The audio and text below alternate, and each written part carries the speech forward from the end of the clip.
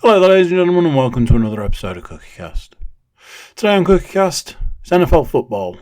It's the Laces Out crew, where we're all here and we're all going to guide you through this week's games, talk about last week's games. We've got special guests, predictions. I mean, it's all happening. It really is. If you're one of our lovely YouTube watchers, a click of a button would make you a YouTube subscriber. And if you're already a YouTube subscriber, big thank you to you. You are helping to further the channel, push things forward, and it's a huge help, so thanks. So here we go.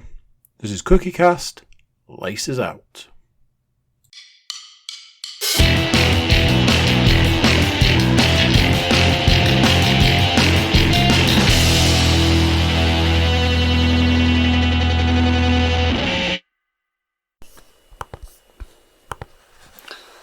And here we go. Good evening. Here we are, Yorkshire's number one NFL-based podcast. Laces Out. The Laces Out crew are here. Me, the, I don't know what I'm going with these days. Comptroller, maybe. My glamorous, glorious co-host, Mr. Paul Williams. And a long-time subscriber and supporter of not only me, but this here podcast, and especially the NFL podcast, Mr. Rob Raftonto. How are you doing there, sir? I'm very well, thank you. Good! I'm pleased to hear that. Oh, and a cat. And the cat's just joined in, yeah. Cat's looking at your pics like, No, there's no way the Patriots are winning this week, but we'll get to that. Right, Mr. Williams, where are we kicking off? Well, Mr. Cook, for the last couple of weeks, the eagle-eyed and eagle-eared listeners and viewers will have noticed that we've not had to do any season-long predictions, as all of our guests had already been on in previous weeks to make said season-long prediction. However, with Mr. Rafton joining us, we do have a new person to pick for season-long predictions. And I know what you're thinking. You're thinking, we're 9 weeks into the season. Is he going to pick the Jets to make the Super Bowl? Well, let's find out right now. You see, I was going to go with, at 9 weeks into the season, do we think the Steelers might be one of those picks? Although, statistically, anybody in the last X number of years who's gone 8-0 at this point in time has never won the Super Bowl. Just putting that out there. Over to you, Mr. Afton. Who have you got for Super Bowl teams? Super Bowl teams, well, you've got to go with Kansas. Mahomes is still having a pearl of a season. He pulls it out of the bag when needed. Did against the Panthers again this weekend. The boy just knows how to play. So they are definitely my number one team to make it definitely to the big one at the end of the season. Indeed you do. Then, who are they going to play? This is where my divisional knowledge will go fully out the window totally. It's fine. We're covered. Paul will let us know if it's wrong. Well, Paul is here, yeah. So I'm fancying Green Bay if Green Bay can actually play Kansas. Ooh. That is a perfectly legitimate Super Bowl pick. And an absolute perler of a pick. I think the boys at Lambeau Field, the way Rodgers and Adams are playing at the moment, they're just getting better and better. So if they can just get that defence just tightened up a little bit, I think they could go a long way this year. It's probably about time. Absolutely. There has been another pick for the Packers, and it came from the last person to make their prediction. So Matt Moore is the other person who predicted the Packers to make the Super Bowl. If you had to pick which one of them you think will win, Which one do you reckon would win it, Rob? Chiefs. 34-24, I reckon. He's even given a score prediction. Look at that. Oh, yeah. Your predictions as well. Get your Sky account out. Who would you like to select as your MVP of the game? It's got to be Mahomes. He can pass, Yeah. he can run. 2 years on the bounce. He's going to get it. Yeah, I wouldn't disagree with that. There we go. There's absolutely no fat on that prediction. So that there settles that little bit of business, gets that out of the way, moves us swiftly onto what do the predictions look like for last week, and did I win again? I mean, who won this week? Well, so as seems to be the way in this particular season's games. 14 games to pick from. So maximum 14 points up for grabs. The winner this week had somewhat of a stellar week and managed to get 12 out of 14 picks correct. The people who finished joint runners-up didn't have quite as good a week and only got 10 out of 14 picks correct. I mean, 10 out of 14 is stellar work. You'd still take it, wouldn't you? Yeah, I'll take it all day, every day. So, in joint second/last place, whichever way you want to look at it. First runner-up, go on. First and second runner-up. Yep. It's the podcast host and the podcast co-host. No. No. The stats mistress gets the W. It's her first full win of the season. And she was absolutely nailed on to be on this evening. That would have made it 10 times worse. It's true, she is still alive. Any day now I'm going to take that picture of her holding today's newspaper just to prove that she is still in existence. So of the 14 games, she was only let down by the Washington football team and the Seattle Seahawks. Don't even get me started on those fucking Seahawks. I was watching like Red Zone for that game, and I was like, I'm sorry, I know the Bills are good, but they're not this good, and I know the Seahawks have a dodgy week every now and then, but they're not this bad. They were worlds apart. Then my conspiracy brain kicks in, and it's like, throwing the game. Yeah, it sounds like you were throwing the game here, does it? 4 interceptions, really? That's interesting. Just saying. Playoff picture looks a little different. From a long perspective, that puts Leanne now up to 1.5 points. Myself in third place with 2 points. The combined collective guest with 2.5 points, and still out in the lead is your good self with 3.5 points. I'm gonna have to bring it this week. I'm gonna have to get the old mustard out, I reckon, and just. I felt this was my week where I was going to pull away. I thought there was going to be a clear, but no. You know, it's good to keep it close. Good to keep everybody in it. You know, it's always good. Bit of competition, all of that. But if I could just pull away steadily over the next few weeks, that would be wonderful. Speaking of last week there were things that happened, and although they are actually in our rearview mirror, we have got stats. Now, I don't want to fuel any speculation, but apparently I emailed myself the stats this week. But I promise that although Nate Davis of USA Today did provide the stats mistress absolutely 100% correlated them, even though it's come from my email address.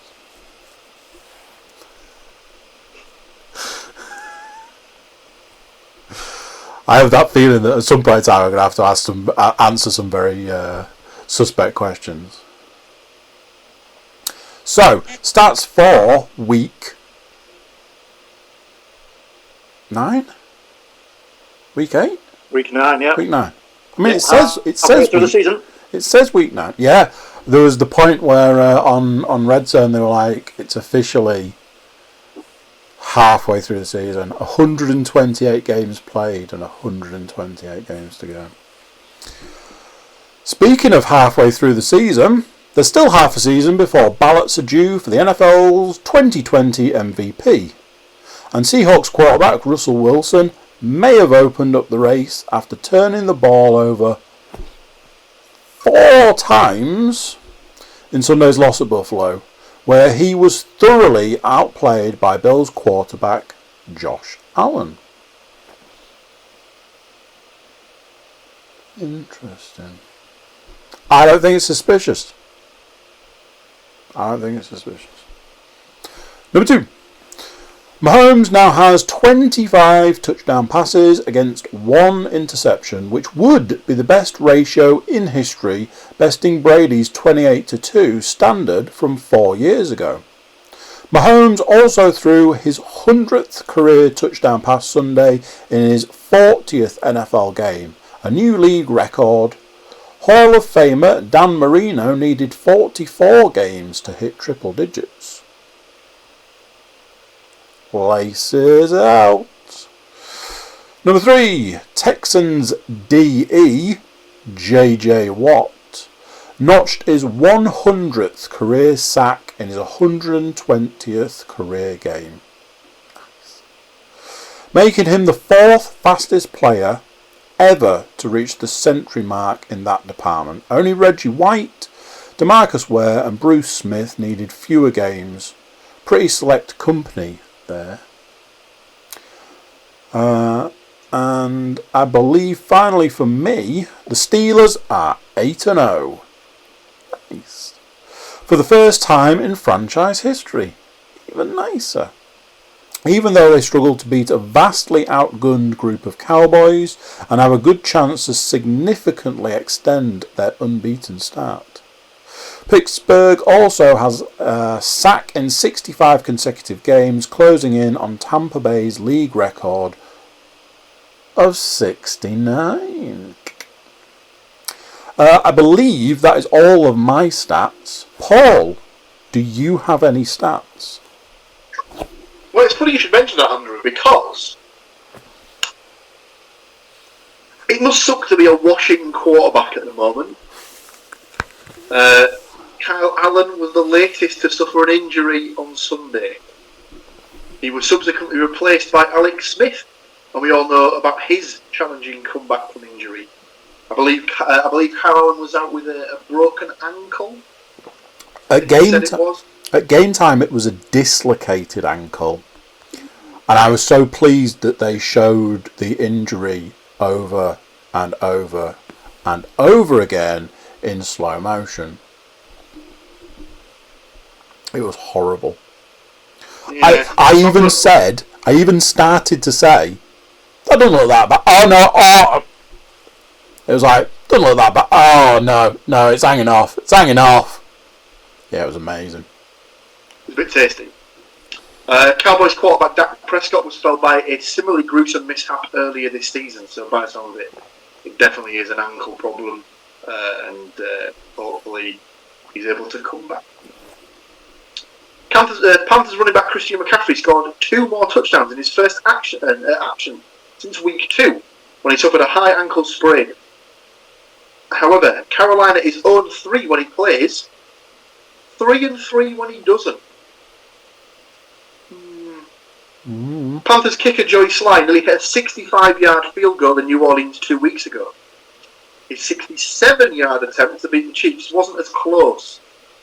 The NFL record length for a field goal currently stands at 64 yards. Will it be bested this season? And finally, prior to Sunday's beatdown from the Saints, Tom Brady was the NFL's all-time leader in touchdown passes, with 561. He now trails New Orleans' Drew Brees, who's suddenly up to 564.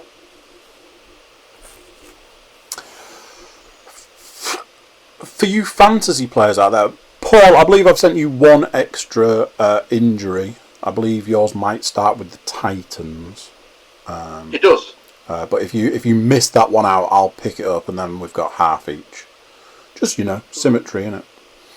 For you fantasy players out there, you might want to know about some injuries. And as we say each and every week, it's an injury-heavy season. First injury of the week, who's this guy? Washington football team quarterback Kyle Allen. Suffered a dislocated ankle against the Giants and was quickly ruled out. I don't know. I presume that must have changed since. Number 2, Bears running back David Montgomery was evaluated for a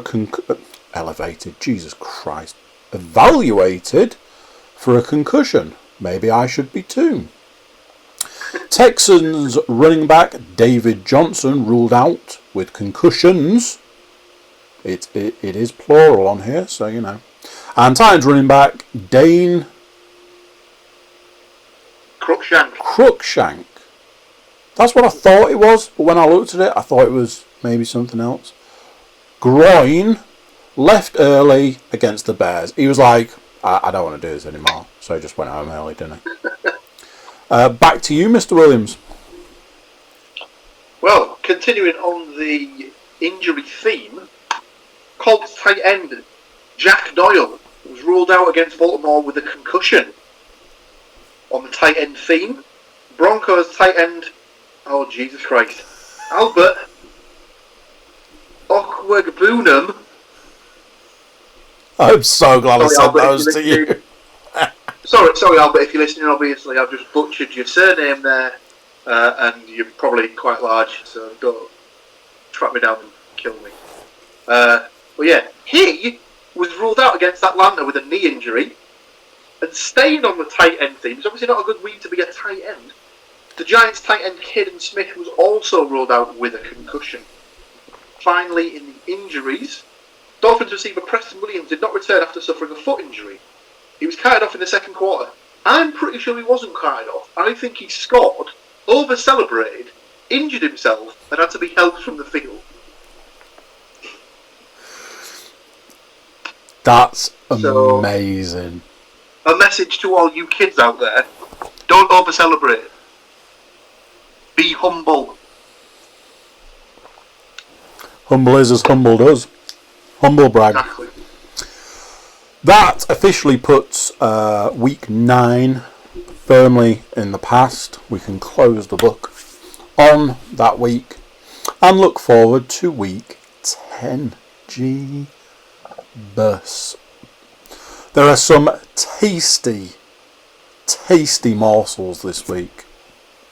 I know from the fact that I sent Mr. Williams my picks, and I also sent Mr. Williams the Stats Mistress's picks. I know already that there's a little bit of a difference between those picks. A couple of them when she was like, the Lions. I was like, I'm sorry, what? But we are here to judge. Mr. Williams, I imagine you know your own picks, and seeing as you are keeper of the book, you have probably added those picks to said book. But I see another name, another column, a whole column reserved for another person's picks. Mr. Rafton, you will this week assume the role of the guest. You have the opportunity to take points, valuable points away from me and add it to the guest pot. If the guest wins the season, there will definitely be a trophy, won't there, Paul? So, yeah, it'll be. I'll add it to the list along with the trophy / championship belt that we're supposed to be getting. It will be huge and invisible. So, looking at when it finally loads, looking at the old games, I usually take them from Pick'em, just for the reading out purposes. But I imagine you can read them out to Mr. Rafton, and he can tell you his picks, and then you can tell me, us, the people, how those picks line up. Take it away, Mr. Williams. I absolutely can. So, beginning the week with a little bit of Thursday night football. Ba, ba, ba, ba. Indianapolis Colts travelling to the Tennessee Titans. Mr. Rafton, how do you see that game panning out? Snooze fest, but Titans win. You'll be shocked to hear that is a clean sweep across the board. I'm not shocked to hear that. Next, I have the Houston Texans and the newly minted 100-sack man, J.J. Watt, travelling over to Cleveland to take on the Browns. Rob, what do you say? Browns win. Yeah, the gentleman of the podcast would be in agreement there. However, Stats Mistress herself thinks differently. Playing for points, isn't she? Which might be Andrew. Next up, we have the showdown of the NFC East, the division that no one wants to win, apparently. So it's the Eagles travelling to the Giants.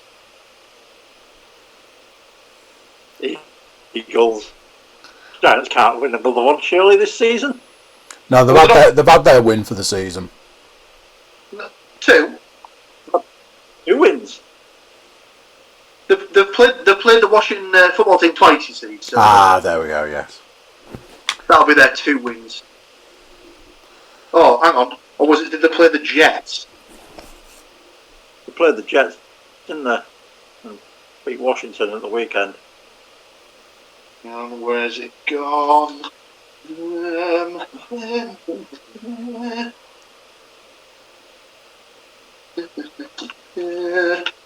No, it was the Washington football team that they beat twice. That's their 2. So yes, Eagles again. The gentleman of the podcast agree. Stats Mistress thinks the Giants are on a hot streak. A hot Next streak of 1. Yeah, basically. Next up, we have the Jacksonville Jaguars heading to Green Bay. What some might say could be a Super Bowl preview.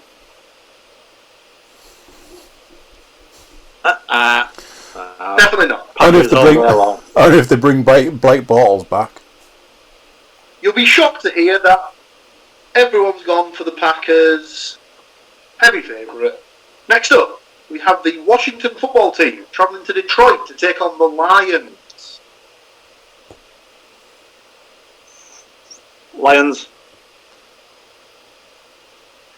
Now on that occasion, yourself, myself and the Stats Mistress agree, with only Mr. Cook thinking that apparently the Washington football team have any sort of team to put out. It's going to be fine, don't you worry. Next up, we have the Tampa Brady Buccaneers and the Carolina Panthers. Panthers, even without McCaffrey, Brady's on the downturn. 2 points in fantasy this week, he got me. Back to the bench for that lad. Yeah, it's all right. He can take his mate Gronkowski with him because he got me this many points, and I don't mean 3. 8 points, that man. Rob on his own island there, and we've obviously got more faith in Tampa Bay than he does. Next up, we have the Los Angeles Chargers, possibly the most unlucky team in football, going up against the Miami Dolphins. The resurgent Miami Dolphins, are they? I've got a funny feeling the Chargers might sneak that one. Do you know what? Of all the games this week, that's one of the ones that I ummed and ahed about for the most time, really. I did go Dolphins in the end, like Andy and Leanne did. But I wouldn't be surprised to see the Chargers win. I think Herbert's he's finding himself. Let's put it that way. I wouldn't be surprised to see the Chargers win it, but the Dolphins just seem to be a little unstoppable at the moment. For some reason, they seem to have located that their defense is just absolutely off the chain. Yeah. Next up, we have the Denver Broncos travelling to the desert to go take on the Las Vegas Raiders. As much as I'd like a Broncos win, got to be the Raiders. It's another clean sweep, ladies and gentlemen. You're just playing the fourth quarter. Yeah, Broncos are just so... If you look at them... I was chatting to a friend about this. If you look at their stats for the last couple of weeks, I don't think they get started until midway through the second or third quarter any week. So they just can't start. Yeah. Next up, we have... Needs to do the half-time call before the kick-off. Yeah. Exactly. So, we have the Buffalo Bills travelling to the other desert to take on the Arizona Cardinals. Bills win. So, Bills wins for Stats Mistress, podcast host and podcast guest. The podcast co-host thinks that the Arizona Cardinals get back on winning ways here. What's the thing? Interesting. Next up, we've got the San Francisco 49ers travelling to the New Orleans Saints. Oh, Saints. No shocks there. Clean sweep. 49ers just can't keep everyone healthy. Kittle's pretty much done for the season now, isn't he? Think so, yeah. Next up, possibly game of the week. Seattle Seahawks travelling to the Rams. Seahawks. Wilson can't have 2 bad weeks in a row, surely. Whilst I sort of agree, something in the back of my head says that the Rams have got something on them. That they seem to have owned them a little bit in the past. And I reckon they can do it again. I reckon they'll be looking to pull out another win. Obviously, they've had the bye week to get right as well. So next up, the Cincinnati Bengals versus the Pittsburgh Steelers. Now, something has come out today that apparently Roethlisberger's on the COVID list. So he's on the list, but he's tested negative. All players on the COVID list. They still don't know whether he's playing, but even if 4 Steelers don't turn up, they've still got enough in the bank to beat the Bengals. I don't know, their 2 backup quarterbacks are pretty terrible, as we saw last season. Yeah. I think if he plays, it's a straightforward win, but if he doesn't, then they may have problems. But I'm assuming you're putting Steelers win, Rob. Steelers win, yeah. Okay, 2 more games. First off, we have the Baltimore Ravens travelling to the New England Patriots. I'm going to back the Ravens. The Jets almost had the Pats this week. I think back in the day, when Brady was in New England, that was the rivalry a little bit more, or one of the rivalries. So it used to be a big game, but now it's not really much. And then closing out the week on the Monday Night Football, we have the Minnesota Vikings traveling to Chicago to take on the Bears. Ooh. I'm going to go with the Bears. I don't know why. Got a funny feeling. You and Andy both agree on that. I have apparently suffered some sort of head trauma and have decided to give the Vikings another shot. The Bears are just odd this season. There's times when it's like, why have you won that game? You shouldn't have won that game. I think they're like 5-3 or something. 5-3, I think. Yeah. For me, I think it's just the fact that Dalvin Cook is just unstoppable at the minute. He is a monster. Yeah. So, That there is the picks. The book is fully filled in and ready to rock and roll for this week. Obviously, like I was saying before, get your Sky Bet accounts out, get your 14-fold accumulator rocking, and away we go. Obviously, you'd have to put something together with all of those different picks. But yeah. Does anybody have any other business? Any stats that we missed? Any anything? Anything? Mr. Williams is shaking his head. Mr. Rafton, anything from you, sir?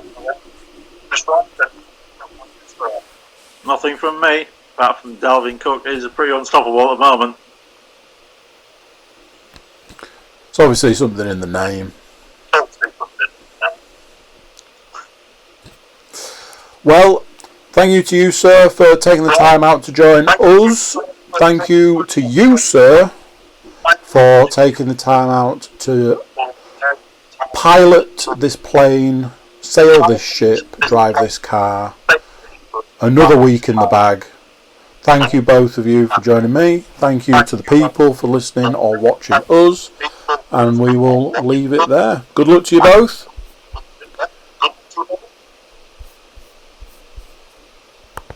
Right, all the best, mate. May the best man win. So there you go. What do you think to that? Big thank you to Mr. Rafton for joining us. Big thank you to Mr. Williams for always joining us. YouTube watchers, if you could subscribe, it's a big help to us.